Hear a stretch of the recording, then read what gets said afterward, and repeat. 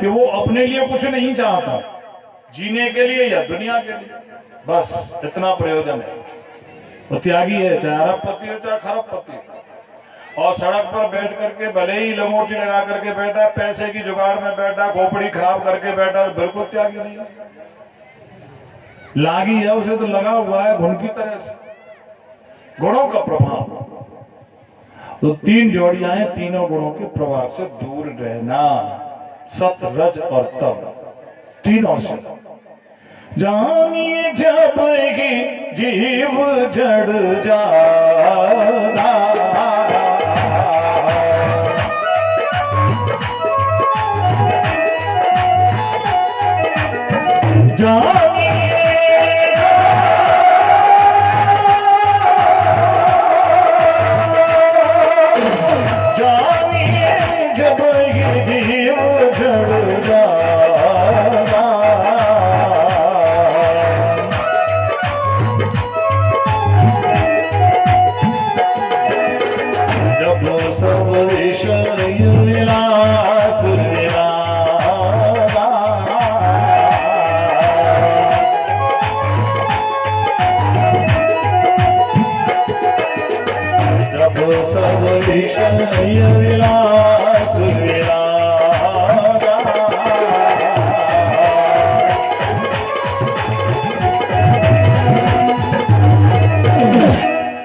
और भगवान कृष्ण उस समय पर परीक्षित रुक्मिणी के महलों में है।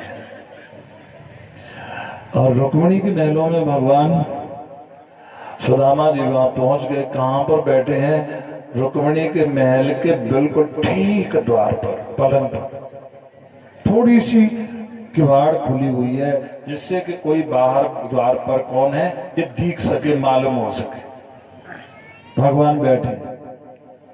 ये बाइबल में भी आता है कि परमात्मा तुम्हारे इंतजार में बिल्कुल गेट पर इंतजार कर रहा है, लेकिन तुम हो कि उधर की तरफ से मुड़ते ही नहीं, उधर की तरफ देखते ही नहीं, पीठ फेर करके भागे जा रहे।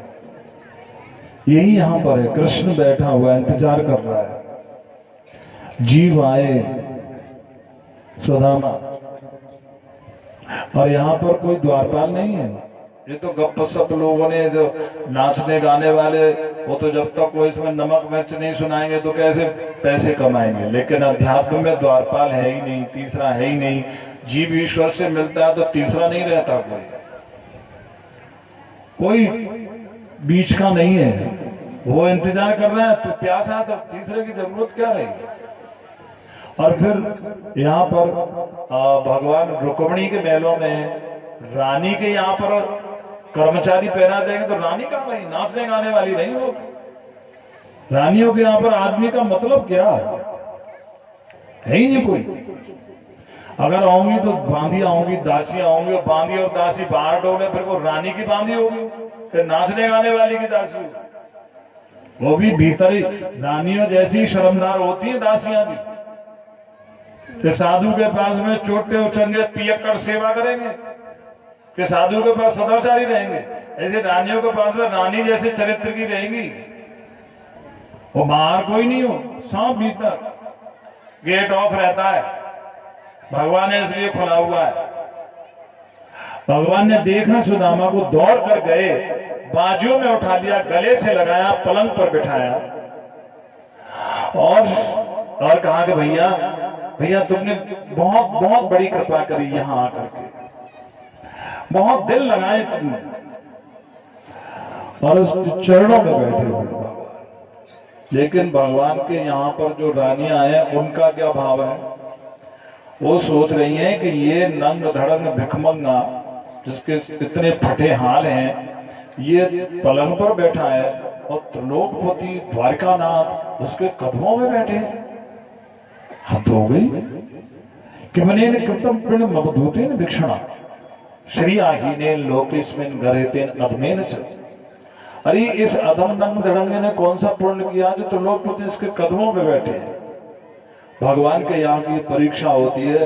आप किसी तीर्थ में जाएं, साधु महात्मा के पास जाएं, तो ये सोच करके जाएं कि वहां सम्मान मिलेगा, तो तुम साधु के पास नहीं जा रहे हो, अपने अहंकार में जा।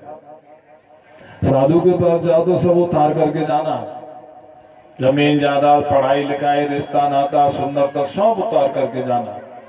अगर कुछ भी ले गए तो तुम्हारे साथ बहुत बड़ा धोखा होगा। संत मिलन को चालिए तजमाया अभिमान, जो जो पगागे परे कोट यज्ञ समान। परीक्षित ने जरा सी गड़बड़ी करी और सब खत्म हो गया। रावण ने जरा सी गड़बड़ी करी, सब खत्म हो गया। और बाली ने जरा सी गड़बड़ी करी। माने संत भक्त अपना भाई चाचा ताऊ कोई भी हो, उसका भगवान से ज्यादा स्वागत सत्कार सम्मान रखना चाहिए। मोरे मन प्रभु अस विश्वास,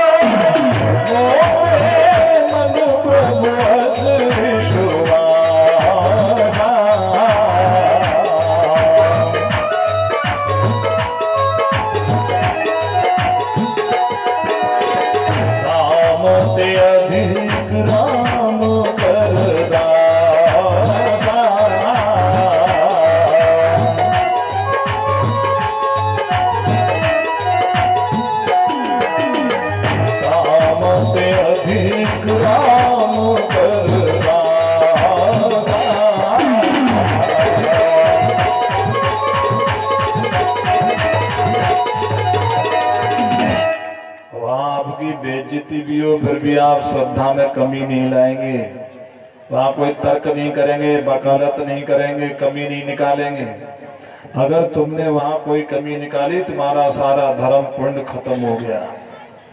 तीर्थ में भी और संत के पास, माने जहां कहीं भी हम साधु महात्मा तीर्थ के पास जा रहे हैं तो बुरी दृष्टि, नेगेटिव वृत्ति नहीं होनी चाहिए। सुदामा पर कोई असर नहीं। भगवान ने चरण धोए, चरणों तक लिया, आरती उतारी, गाय धाम में करी, बड़ी कृपा करी भैया। स्वागतम ते नमस्तुभ्यं ब्रह्मन किं करवामते।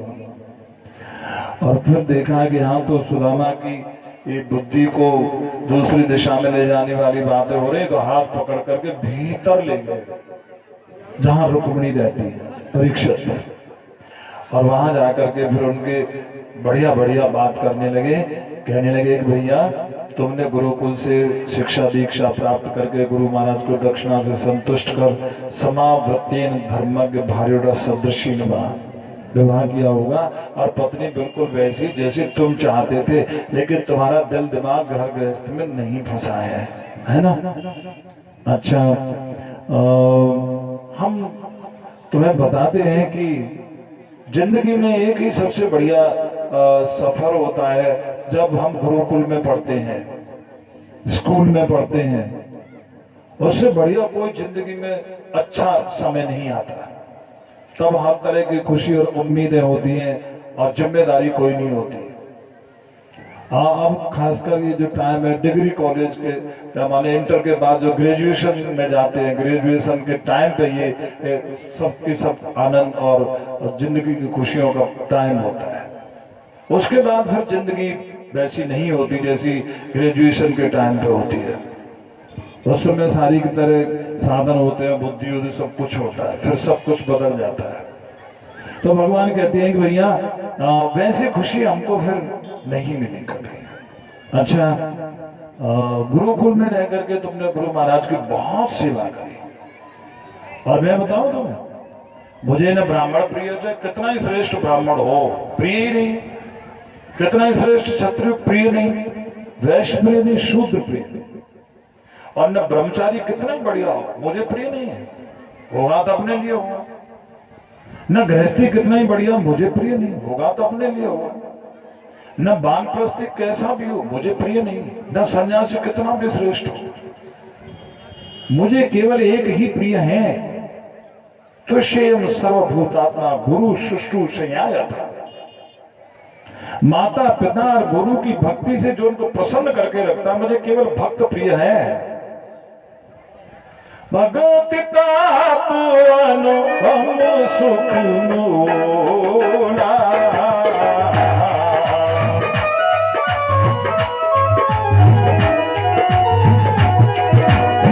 भगवती